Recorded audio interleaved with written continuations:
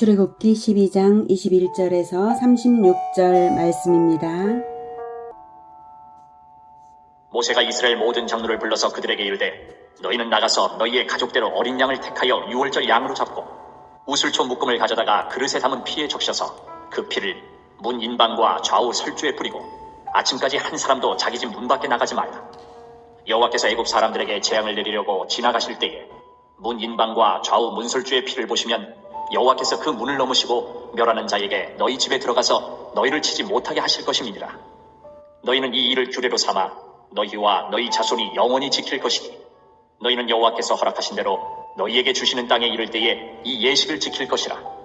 이후에 너희의 자녀가 묻기를 이 예식이 무슨 뜻이냐 하거든 너희는 이르기를 이는 여호와의 유월절 제사라. 여호와께서 애굽 사람에게 재앙을 내리실 때에 애굽에 있는 이스라엘 자손의 집을 넘으사 우리의 집을 구원하셨느니라 하라. 하매 백성이 머리 숙여 경배하니라. 이스라엘 자손이 물러가서 그대로 행하되 여호와께서 모세와 아론에게 명령하신 대로 행하니라. 밤중에 여호와께서 애굽 땅에서 모든 처음 난 것 곧 왕이 앉은 바로의 장자로부터 옥에 갇힌 사람의 장자까지와 가축의 처음 난 것을 다 치시매 그 밤에 바로와 그 모든 신하와 모든 애굽 사람이 일어나고 애굽에 큰 부르짖음이 있었으니 이는 그 나라에 죽임을 당하지 아니한 집이 하나도 없었음이었더라. 밤에 바로가 모세와 아론을 불러서 이르되 너희와 이스라엘 자손은 일어나 내 백성 가운데서 떠나 너희의 말대로 가서 여호와를 섬기며 너희가 말한 대로 너희 양과 너희 소도 몰아가고 나를 위하여 축복하라 하며 애굽 사람들은 말하기를 우리가 다 죽은 자가 되도다 하고 그 백성을 재촉하여 그 땅에서 속히 내보내려 하므로 그 백성이 발교되지 못한 반죽 담은 그릇을 옷에 싸서 어깨에 매니라. 이스라엘 자손이 모세의 말대로 하여 애굽 사람에게 은금 패물과 의복을 구하매 여호와께서 애굽 사람들에게 이스라엘 백성에게 은혜를 입히게 하사 그들이 구하는 대로 주게 하심으로 그들이 애굽 사람의 물품을 취하였더라. 사랑하는 형제 여러분, 8월 13일 목요일 새벽 묵상에 오신 것을 환영합니다. 출애굽기 12장은 이스라엘의 구원에 대하여 매우 중요한 것들을 가르치고 있습니다. 또한 그 구원의 원리는 이스라엘뿐만 아니라 그리스도 안에서 언약을 이어받은 모든 믿음의 형제들에게 동일하게 적용되는 진리입니다. 그래서 그 진리의 전체적 구조를 염두에 두면서 오늘 본문을 보겠습니다.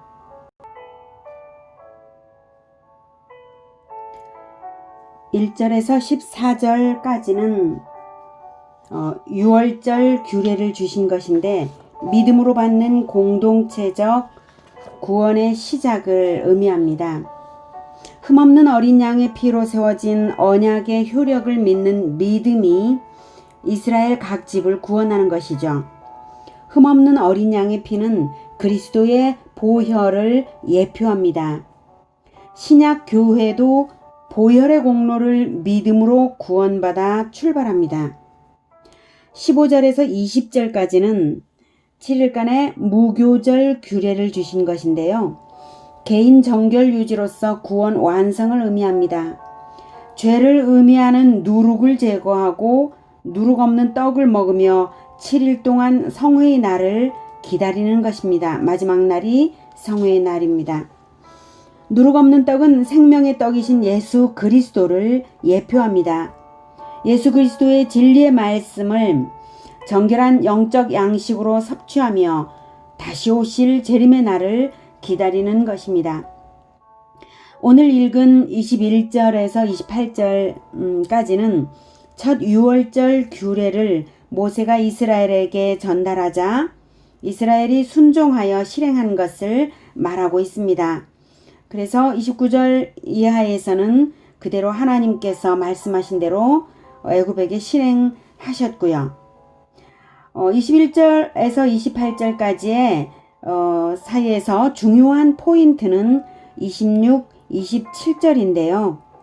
훗날 자녀들이 예식의 뜻을 묻거든 일일이 대답하라 하고 구체적인 문답식의 신앙 전수 시나리오까지 제시하고 있는 것입니다.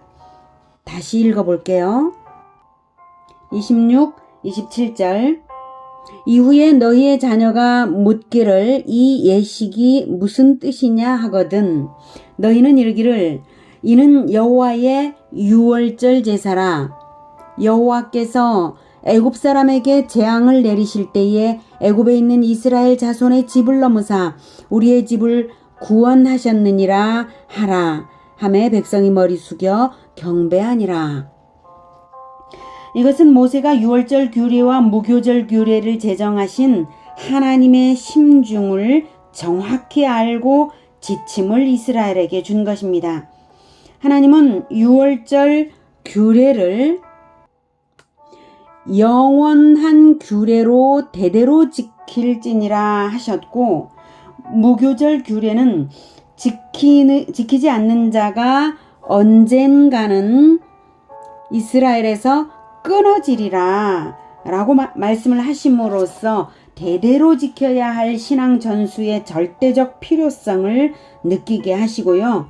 유월절과 마찬가지로 무교절도 영원한 규례로 삼아서 대대로 이 날을 지킬지니라 라고 명하셨습니다. 이 규례는 우리에게 무엇을 강조하고 있습니까? 어린 양의 피로써 구원받는 이 복음의 진리를 전하라는 강력한 촉구입니다. 전하되 대대로 전하라는 촉구입니다. 이것이 영원히 가는 공동체의 생명이라는 것입니다. 우리가 살아가는 현대는 대가 끊어지는 것을 저주로 생각하지 않는 무딘 마음을 가졌습니다. 기독교인들도 예수님이 오실 것을 생각지도 않고 새하늘과 새 땅에서의 삶을 기대할 줄도 모르는 안타까운 지경에 이르렀습니다. 그러나 여러분 생각해 보십시오. 예수님은 왕으로 오실 것이고 그것이 언약 아닙니까? 우리가 믿는 것이 무엇입니까?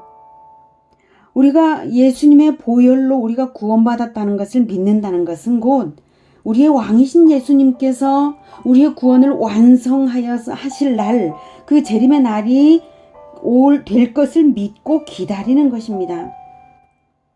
왕은 오실 것이고 최후의 심판 후에 새하늘과 새 땅에서의 영원한 삶은 실제로 도래할 것이 분명합니다. 그 나라에서 내가 거기 산다는 의미는 무엇인가요? 나 혼자 거기 들어갈 수 있는 것이 아니죠. 나에게 복음을 전한 사람이 있으니까 나에게 복음을 전하여 구원받게 한 믿음의 선조가 함께 거기 있을 것이고 나 또한 구원받은 믿음이 살아있는 믿음이라면 내가 복음으로 낳은 후대가 있는 것을 의미합니다. 끊어지지 않아야 생명인 것입니다. 끊어지지 말라는 하나님의 메시지입니다. 만약 나의 후대가 거기 없다면 나의 믿음이 살아있는 믿음인지를 무엇으로 증명할 수 있을까요? 열매를 보아서 나무를 평가할 수 있는 법이죠. 내 신앙의 열매를 보아서 나의 현재가 정말 살아있는 것인지를 평가받을 것입니다. 저의 간절한 최고의 소망은 예수님 다시 오실 때까지 우리 예수 제자교회가 대가 끊기지 않고 복음을 전하고 제자화를 하는 것입니다. 그것이 제가 살아있는 증거가 되고 예수 제자교회가 살아있는 증거가 될 것입니다. 하나님의 말씀에는 생명을 얻는 진리를 주신 것과 동시에 그 생명이 끊기는 이유도 동일한 원리로 주고 계신 것입니다. 주 보혈의 효력을 믿어 영원한 생명을 얻는 것처럼 보혈의 은혜를 전하지 않음으로써 생명이 끊기는 것이며 영원한 생명을 주는 거룩한 양식을 먹지 않음으로써 생명이 끊기는 것입니다. 복음화, 제자화, 이것이 생명을 주는 진리이고 천국의 기본 바탕이고 축복의 절대 비결입니다. 복음화 제자화를 결단하시고 영원한 생명을 대대로 이어가시고 확장하시기를 축복합니다. 기도하겠습니다. 하나님, 이스라엘을 구원한 유월절의 규례 속에 보혈의 진리를 넣어주신 하나님, 무교절의 규례 속에 생명의 떡이신 예수님을 먹으라는, 그리고 거룩하게 살라는 진리를 넣어주신 하나님, 우리가 보혈의 효력으로 구원받았고 또 예수님을 먹으면서 거룩한 진리를 먹으면서 거룩하게 살아가고자 합니다. 하나님, 그러나 우리가 때때로 잊고 진리의 말씀에서 벗어나서, 그리고 또 실천력이 부족하여서 복음화하지도 않고 제자화하지 않을까 염려가 됩니다.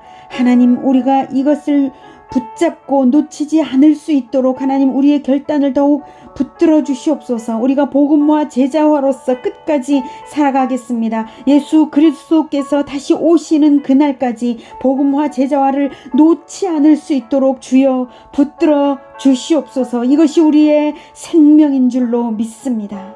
주여, 예수 그리스도 이름으로 기도드립니다. 아멘. 이어지는 시간은 개인 기도 시간입니다.